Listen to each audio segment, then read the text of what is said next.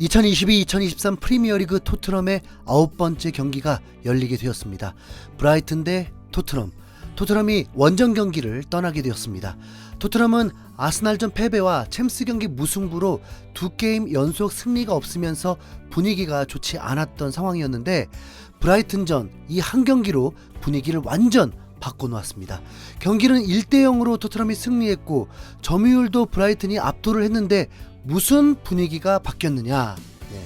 콘테 감독이 고집을 꺾었기 때문입니다. 경사났어. 한동안 팬들이 콘테 감독을 향해서 비난을 엄청나게 쏟아냈는데, 이번 경기로 그 비난을 잠재울 수 있게 되었습니다. 체력을 조금이라도 보충하기 위해서 경기 전 조금이라도 더 잠을 자야 했는데, 토트넘의 선발 라인업이 너무 궁금했습니다. 그리고 라인업이 공개된 순간, 와, 이런 라인업을 보다니. 페리시치가 선발 제외가 되었고, 비수마가 선발 출전하게 되었고, 도어티가 선발 출전을 했습니다. 에메르송, 정말 고맙다. 이 정도로 한 번에 다 바꿀지는 솔직히 몰랐는데, 토트넘의 변화가 무조건 승리를 불러온다고 볼 수는 없지만 팬들은 기대감을 가질 수 있기에 충분했죠. 이 라인업 자체가 콘테 감독 부임 후 처음으로 3-5-2 포메이션이 가동된 순간입니다. 토트넘은 매우 어려운 경기였습니다. 상대 브라이튼은 이번 시즌 1패밖에 겪지 않고 직전 경기에서 리버풀 원정을 떠났는데도 3골이나 넣었던 팀입니다. 더구나 토트넘과 다르게 일주일을 쉰 경기였고 홈경기였습니다. 충분히 토트넘이 어려울만 했죠. 그럼에도 토트넘의 전술 변화 때문에 브라이튼의 레벨은 신경 쓰이지도 않았습니다. 경기 직전 1분 동안 벤트론의 코치 추모 시간을 갖게 되었을 때는 콘테 감독이 눈시울이 붉어진 모습이 비춰지면서 그의 슬픈 마음을 느낄 수 있었습니다. 이 경기는 그를 위해서라도 승리가 간절했을 것입니다. 토트넘은 3-5-2 전술에는 요리스 골키퍼를 필두로 센터백 라인에 로메로, 다이어, 데이비스, 윙백의 도어티, 세세뇽, 미드필더의 벤탄쿠르, 비수마, 호이베르, 공격수의 손흥민, 케인이 선발 출전을 했습니다. 경기는 시작하자마자 토트넘이 달라졌다는 것을 보여줬습니다. 미드필더가 3명이 되니까 안정감이 확 들었고 압박도 되면서 볼 소유도 높았습니다. 토트넘은 전반 3분 만에 케인이 파울을 얻어내면서 프리킥을 얻어냈습니다. 직접 슈팅이 가능했던 상황이다 보니 당연히 케인이 슈팅을 해야 되잖아요. 아무리 손흥민이 더 킥력이 좋아도 토트넘에서는 프리킥도 케인이 우선이고 본인이 만들어냈으니까 그럴 거라 예상했는데, 화면에 손흥민이 볼을 품에 안고 있는 순간 정말 깜짝 놀랐습니다. 콘테 감독의 변화에도 놀랐는데 케인의 변화에도 놀라게 해준 거죠. 얼마나 설레었겠습니까? 혹시나 손흥민마저도 벽을 맞추게 되면 다시는 손흥민에게 기회가 오지 않을 수 있고, 손흥민이 득점을 하게 되면 영국을 뒤집어 놓았을 상황입니다. 손흥민의 프리킥들은 친선전이었지만 이 중요한 경기에서 골이라면 마치 한국이 영국을 이긴 장면이 됐을 테니까요. 결과는 손흥민이 겁나게 잘 찬 프리킥을 브라이튼 골키퍼가 선방하면서 절반의 성공으로 만족해야 했습니다. 분위기는 매우 좋았겠죠. 전반 10분에는 지난 시즌 윙백들의 합작골을 보여줬던 그 장면이 재현될 뻔했습니다. 세세뇽의 침투와 크로스에 도어티가 다이렉트 슈팅을 하는 장면은 전개 자체는 강팀에서 나오는 모습이었고, 이런 장면이 못 본 지가 꽤 됐었죠. 애매한 선수가 계속 출전했으니까요.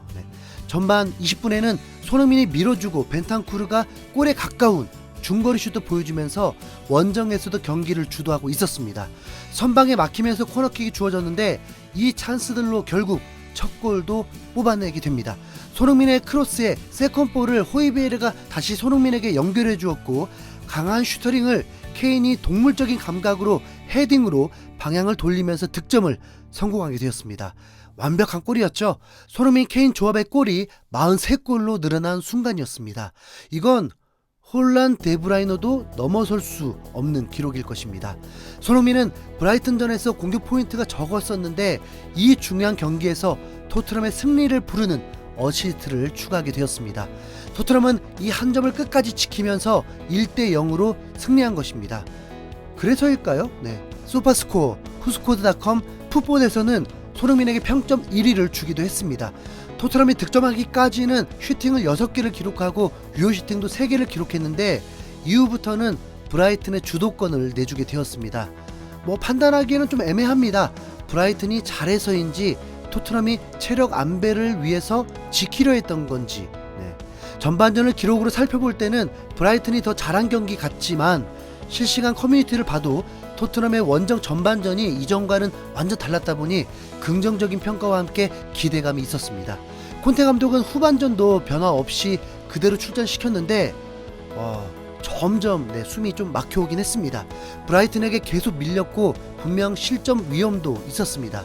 그런데 감안을 해야 하는 건 토트넘은 브라이튼 레벨도 아니고 바로 사이로 또 경기가 있기 때문에 공격수 모우라, 클루셉스키까지 부상으로 이탈한 상황에서 공격수들의 체력 안배는 필수였습니다. 경기 중에도 케인은 거의 가만히 기다리고 있던 적도 많았고 분명 볼 컨트롤이 불안했던 장면들도 있었습니다. 솔직히 얼마나 힘이 들겠습니까? 손흥민도 마찬가지죠. 100% 프랑크푸르트전에서도 출전을 해야 하니까요. 토트넘은 이렇다 할 기회를 만들지 않고 지키다가 후반 30분 손흥민이 득점을 한 순간이 있었습니다. 환상적인 왼발 가마차기로 득점에 성공했는데 득점 직전에 장면에서 옵사이드 상황이 있으면서 득점이 취소가 되었습니다. 손흥민도 이미 감지를 했는지 세레머니를 하지도 않았습니다. 손흥민은 80분까지만 뛰고 교체가 되었습니다. 하필 교체 선수가 페리시치였는데 갑자기 기분이 저도 모르게 상하게 되더라고요. 그 감정은 저도 좀 이해할 수가 없네요. 분명 손흥민의 교체는 다음 경기를 위함이었습니다. 콘테 감독은 스스로 당당히 자신은 결코 많은 실점을 하지 않는다고 했는데 실제로 결과로도 보여주면서 무실점 경기를 펼쳤고 콘테 감독은 선제 득점을 하면 거의 지지 않는 커리어를 보여줬기 때문에 그대로 이뤄냈습니다. 그만큼 수비수들이 깔끔하게 매우 잘해줬죠. 마지막 도어티가 박스 안에서 태클로 슛을 막았을 때는 나이어가 정말 고마워하기도 했습니다. 도어티는 득점 전까지는 좋은 움직임과 공격도 보여주면서 최소한 에메르송보다는 훨씬 낫다는 것을 증명했고 득점 이후에는 수비에 많이 치중했습니다. 그리고 이 경기에서 확실히 알게 해준 것은 세세뇽이 페리시치보다 훨씬 낫다는 것도 보여줬습니다. 세세뇽은 BBC에서 평점 1위로 이 경기 수훈 선수로 뽑았습니다.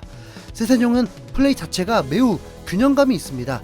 나서야 할 때 나서고 밀어줄 때 밀어주고 아쉬움을 느낄 때도 그리 내색하지 않고 무던히 자신의 역할을 다했습니다.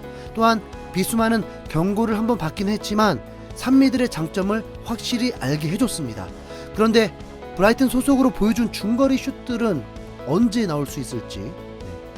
케인은 경기 후에 인터뷰에서 평가와 다르게 의외의 말을 하기도 했습니다. 물론 다행인 거지만 내가 넣은 골은 다소 산만하게 들어간 골이었다.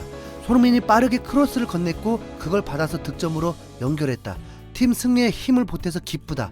오늘 경기에서 꼭 이기고 싶었다. 컨디션이 좋다. 컨디션이 좋다? 득점을 계속 이어갈 수 있도록 노력하겠다. 1대0으로 승리하는 경기 종료 휘슬이 울리는 순간 콘테 감독은 몇 번이나 두 주먹을 불끈 쥐면서 포효했는데 승리뿐만 아니라 경기가 원하는 대로 됐다고 만족스러워하는 듯 보였습니다. 경기 후의 인터뷰에서도 브라이튼을 강팀이라고 평가했고 나는 좋은 선수들일 뿐만 아니라 좋은 사람들이기도 한 이들과 함께하고 있다는 것을 보여준 경기였다고 평가했습니다. 아무래도 동반자 같았던 코치가 떠났다 보니 많은 감정들이 오갔겠죠. 토트넘은 리그 3위를 유지했고 아스날이 리버풀에게 패배한다면 1점 차. 토트넘은 현재 결과만이 중요합니다. 인정하시죠? 매서운 미드필더가 있는 것도 아니고 공격수들은 부상인 상황에서 일주일에 2경기씩을 계속 치러야만 합니다. 전략도 중요할 수밖에 없잖아요. 많은 변화 속에 긍정적인 요소가 많았던 만큼 오늘의 승리는 손흥민 득점이 없었지만 충분히 만족해도 되지 않을까요? 이상 흰수염 고래였습니다. 여러분 오늘만큼은 좋아요, 구독 좀 많이 부탁드리겠습니다. 감사합니다.